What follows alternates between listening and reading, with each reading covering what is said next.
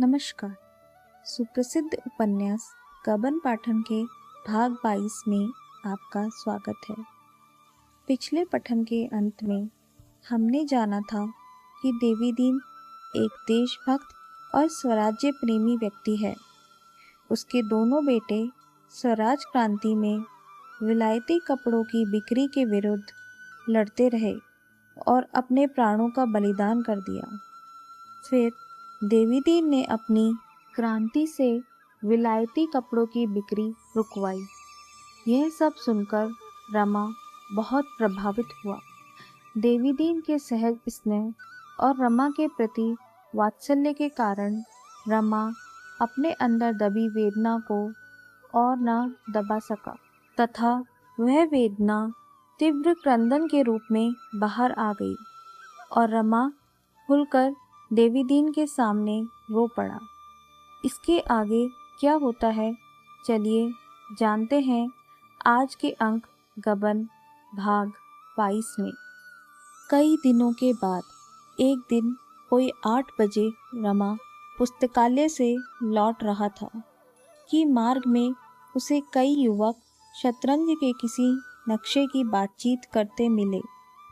यह नक्शा वहाँ के हिंदी दैनिक पत्र में छपा था और उसे हल करने वाले को 50 रुपये इनाम देने का वचन दिया गया था। नक्शा असाध्य सा जान पड़ता था। कम से कम इन युवकों की बातचीत से ऐसा ही टपकता था। यह भी मालूम हुआ कि वहाँ के और भी कितने ही शतरंजबाजों ने उसे हल करने के लिए भरपूर जोर लगाया, पर कुछ पेश न गई। अब रमा को याद आया कि पुस्तकालय में एक पत्र पर बहुत से आदमी झुके हुए थे और उस नक्शे की नकल कर रहे थे। जो आता था 2-4 मिनट तक वह पत्र देख लेता था। अब मालूम हुआ यह बात थी। रमा का इनमें से किसी से भी परिचय न था, पर वह नक्शा देखने के लिए उतना उत्सुक हो रहा था कि उससे बिना पूछे न रहा गया। बोला, आप लोगों में किसी के पास वह नक्शा है? युवकों ने कंबलपोश आदमी को नक्शे की बात पूछते सुना तो समझे कोई अताई होगा। एक ने रुखाई से कहा, हाँ है तो, मगर तुम देखकर क्या करोगे? यहाँ अच्छे अच्छे गोते खा रहे हैं। एक महाशय जो शतरंज में अपना सानी नहीं रखते, उसे हल करने के लिए 100 रुपये अपने पास से देने को तैयार हैं। दूसरा युवक बोला, दिखा क्यों नहीं देते जी? कौन जाने यही बेचारे हल कर ले, शायद इन्हीं की सूझ लड़ जाए। इस प्रेरणा में सज्जनता नहीं, व्यंग्य था। उसमें यह भाव छिपा था कि हमें दिखाने में कोई उज्र नहीं है, देखकर अपनी आँखों को तृप्त कर लो, मगर तुम जैसे उल्लू उसे समझ ही नहीं सकते, हल क्या करेंगे? जान पहचान की एक दुकान में जाकर उन्होंने रमा को नक्शा दिखाया। रमा को तुरंत याद आ गया, वह नक्शा पहले भी कहीं देखा है। सोचने लगा, कहाँ देखा है? एक युवक ने चुटकी ली, आपने तो हल कर लिया होगा। दूसरा, अभी नहीं किया तो एक क्षण में किए लेते हैं। तीसरा, जरा तो एक चाल बताइए तो। रमा ने उत्तेजित होकर कहा, यह मैं नहीं कहता कि मैं इसे हल कर ही लूँगा, मगर ऐसा नक्शा मैंने एक बार हल किया है और संभव है इसे भी हल कर लूँ। जरा कागज़ पेंसिल दीजिए तो नकल कर लूँ। युवकों का अविश्वास कुछ कम हुआ। रमा को कागज़ पेंसिल मिल गया। एक क्षण में उसने नक्शा नकल कर लिया और युवकों को धन्यवाद देकर चला। एकाएक उसने फिरकर पूछा, जवाब किसके पास भेजना होगा? एक युवक ने कहा, प्रजामित्र के संपादक के पास। रमा ने घर पहुंचकर उस नक्शे पर दिमाग लगाना शुरू किया, लेकिन मोहरों की चालें सोचने की जगह वह यही सोच रहा था कि यह नक्शा कहाँ देखा। शायद यह याद आते ही उसे नक्शे का हल भी सूझ जाएगा। अन्य प्राणियों की तरह मस्तिष्क भी कार्य में तत्पर न होकर बहाने खोजता है। कोई आधार मिल जाने से वह मानो छुट्टी पा जाता है। रमा आधी रात तक नक्शा सामने खोले बैठा रहा। शतरंज की जो बड़ी बड़ी मार्के की बाजियां खेली थी, उन सब का नक्शा उसे याद था, पर यह नक्शा कहाँ देखा। सहसा उसकी आंखों के सामने बिजली सी कौंध गई। खोई हुई स्मृति मिल गई। आहा, राजा साहब ने यह नक्शा दिया था। हाँ ठीक है, लगातार 3 दिन दिमाग लड़ाने के बाद इसे उसने हल किया था। हाँ ठीक है, नकल भी कर लाया था। फिर तो उसे एक एक चाल याद आ गई। एक क्षण में नक्शा हल हो गया। उसने उल्लास के नशे में जमीन पर 2-3 कुलाटे लगाई, मूंछों पर ताव दिया, आईने में मुंह देखा और चारपाई पर लेट गया। इस तरह अगर महीने में एक नक्शा मिल जाए तो क्या पूछना। देवीदीन अभी आग सुलगा रहा था कि रमा प्रसन्न मुख आकर बोला, दादा जानते हो प्रजामित्र अखबार का दफ्तर कहाँ है? देवीदीन, जानता क्यों नहीं हूँ। यहाँ कौन अखबार है जिसका पता मुझे ना मालूम हो। प्रजामित्र का संपादक एक रंगीला युवक है जो हरदम मुंह में पान भरे रहता है। मिलने जाओ तो आंखों से बातें करता है, मगर है हिम्मत का धनी। 2 बार जेल हो आया है। रमानाथ, आज जरा वहाँ तक जाओगे?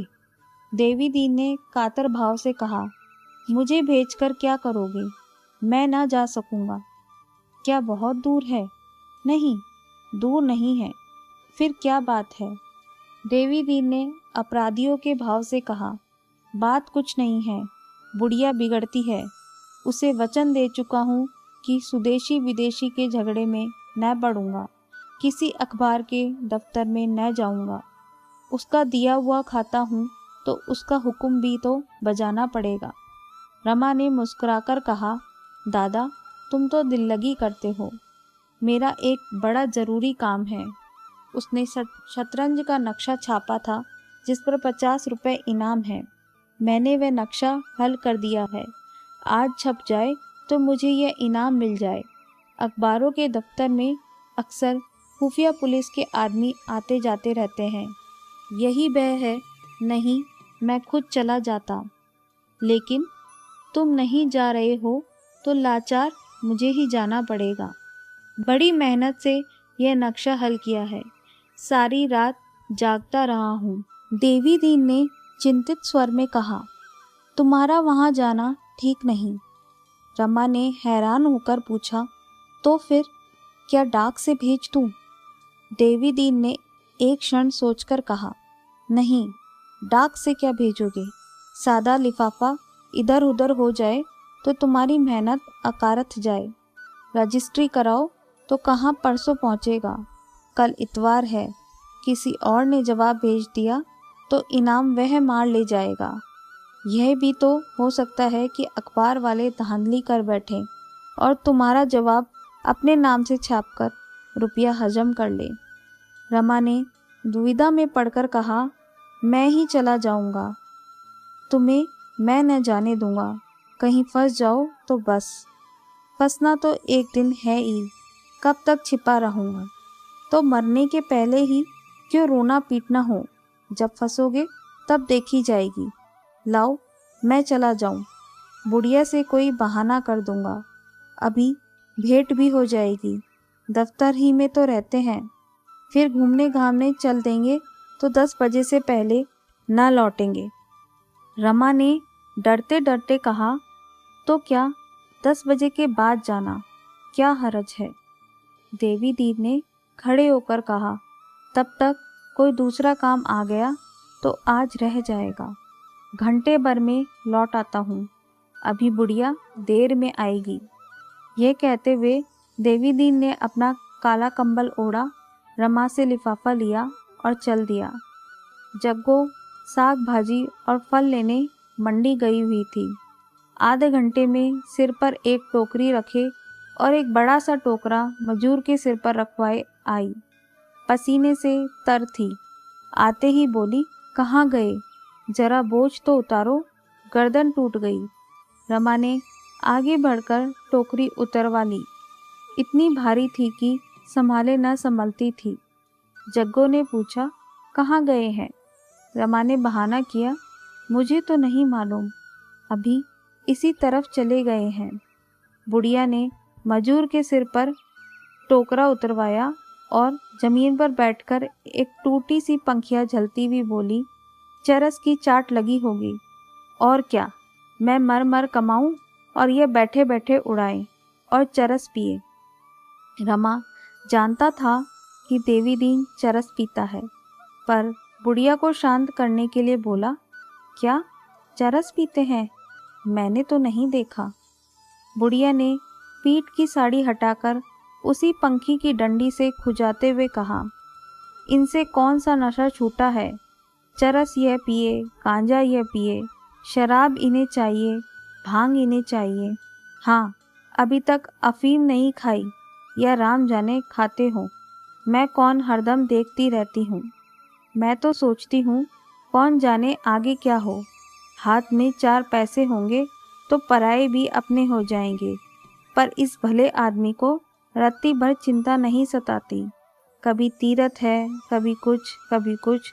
मेरा तो नाक में दम आ गया। भगवान उठा ले जाते तो यह कुसंग तो छूट जाती। तब याद करेंगे लाला, तब जग्गो कहाँ मिलेगी जो कमा कमा कर गुलछर्रे उड़ाने को दिया करेगी। तब रक्त के आंसू न रोए तो कह देना कोई कहता था। क्या पैसे हुए तेरे? मजूर ने बीड़ी जलाते हुए कहा, बोझा देख लो दाई, गर्दन टूट गई। जग्गो ने निर्दय भाव से कहा, हाँ हाँ, गर्दन टूट गई, बड़ी सुकुमार है ना। यह ले, कल फिर चले आना। यह तो बहुत कम है, मेरा पेट न भरेगा। जग्गो ने 2 पैसे और थोड़े से आलू देकर उसे विदा किया और दुकान सजाने लगी। सहसा उसे हिसाब की याद आ गई।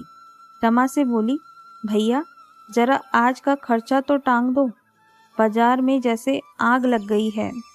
बुढ़िया छपड़ियों में चीज़ें लगा लगा कर रखती जाती थी और हिसाब भी लिखाती जाती थी। आलू, टमाटर, कद्दू, केले, पालक, सेम, संतरे, गोभी, सब चीज़ों का तोल और दर उसे याद था।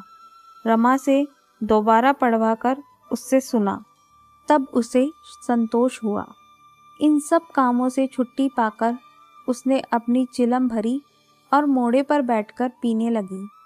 लेकिन उसके अंदाज से मालूम होता था कि वह तंबाकू का रस लेने के लिए नहीं, दिल को जलाने के लिए पी रही है। एक क्षण के बाद बोली, दूसरी औरत होती तो घड़ी भर इसके साथ निभा ना होता। घड़ी भर पहर रात से चक्की में जुट जाती हूँ और 10 बजे रात तक दुकान पर बैठी सती होती रहती हूँ।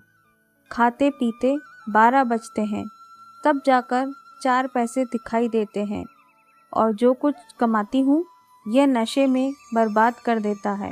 7 कोठरी में छिपा कर रखूँ, पर इसकी निगाह पहुँच ही जाती है, निकाल लेता है। कभी एक आध चीज़ बस बनवा लेती हूँ तो वह आँखों में गड़ने लगती है, तानों से छेदने लगता है। भाग में लड़कों का सुख भोगना बदा ही ना था, तो क्या करूँ? छाती फाड़कर काम करने जाऊँ, मांगे से मौत भी तो नहीं मिलती। सुख भोगना लिखा होता तो जवान बेटे चल देते, और इस पियक्कड़ के हाथों मेरी यह सांसत होती। इसी ने सुदेशी के झगड़े में पड़कर मेरे लालों की जान ली। आह आह, इस कोठरी में भैया तुम्हें मुदगर की जोड़ी दिखाऊं। दोनों इस जोड़ी से 500-500 हाथ फेरते थे। अंधेरी कोठरी में जाकर रमा ने मुकद्दर की जोड़ी देखी। उस पर वार्निश थी, साफ सुथरी, मानो अभी किसी ने फेर कर रख दिया हो। बुढ़िया ने सगर्व नेत्रों से देखकर कहा, लोग कहते थे कि यह जोड़ी महाब्राह्मण को दे दे, तुझे देख देख कलक होगा। मैंने कहा, यह जोड़ी मेरे लालों की जुगल है, यही मेरे दोनों लाल हैं।